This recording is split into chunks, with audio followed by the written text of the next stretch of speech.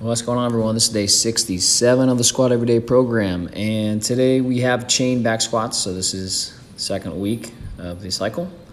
Last week I hit a double. Here I had 255 pounds on plus 80 pounds of chain weight at the top and about 40 at the bottom. So it was a swing of about 335 to 295 last week for two.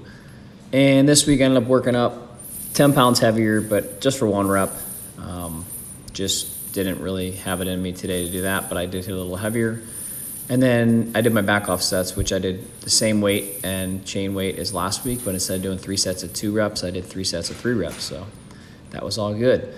And I wanted to just take the day to talk about, go over again, if you haven't watched the last video about the chains and why those are useful, you can go back and look at that. But research has shown that using bands or chains, elastic bands, increases rate of force production, velocity, and power, which is huge if you have sticking points, if you're an athlete looking to get stronger. And then it's also had an impact on just leg strength in general, especially in like research has shown in the back squat. So all of that is huge for people like Olympic weightlifters who need the strength, not only to be strong, but need to be able to express it at very high speeds. But then also, you know, like if somebody's having issues collapsing the thoracic spine in the jerk dip or in the front squat, the chains are gonna exaggerate that issue when it comes out. So it's a great teaching tool to keep in good positions. It's also gonna help with like powerlifters, just gonna have a nice good carryover to upper back and extra stability because the chains and bands are adding more tension as you get up more. And then for strongman, kind of and similar to all that, it's really going to help with not only strengthening legs, but again, just overloading that the back and the anterior core. It's just extra weight and it's progressive overload throughout each rep. So you get to kind of play with that. So there's a lot of benefits to do this stuff here, and I wanted to kind of go over how to treat them in your programming when looking at trying to use accommodating resistance either in bands or chains. So typically if you want to treat them as like speed squats and maybe like on a day where you're not so heavy, so like how I was doing my Anderson squats a couple days ago, it's more of in between my heavy days. I mean, it's going to feel heavy, but you know, you're not using it as much weight. You can do, you know, doubles, triples. I like kind of keeping doubles and triples there because anything after that, it's not power or speed, it's just kind of strength endurance.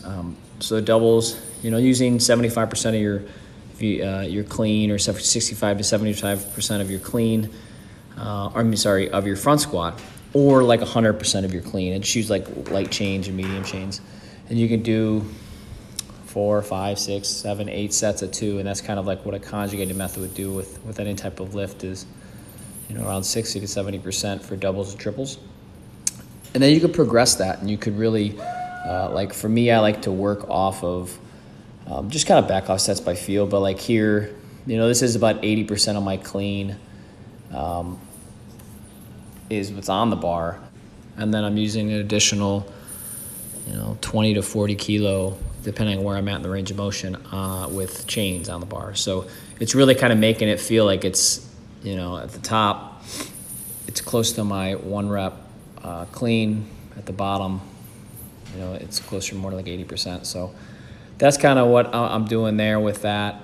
And that's how you can really work with that. You could progress from doing, you know, doubles and triples more for speed to then using it more of like an overload, or progressing it with like 1 or 2 RMs, kind of how I am starting off, and treating that as more of a stimulus overload. So I'm kind of double dipping here. I'll do my stimulus overload first, which is I'm still squatting less than, you know, I would if I was like heavy back squatting, so it's, you know, still stressful but not as much.